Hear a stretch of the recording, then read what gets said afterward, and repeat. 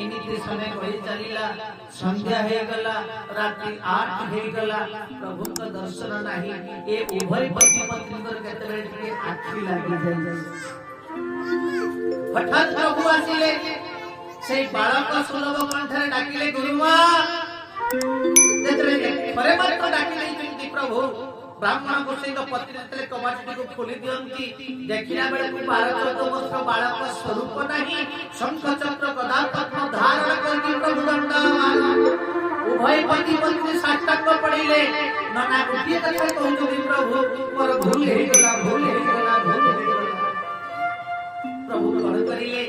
संगे संग नना को कुलाघात करे देले एवं कथा चले हे ब्राह्मण तब जेतले अंतिम समय आसीबो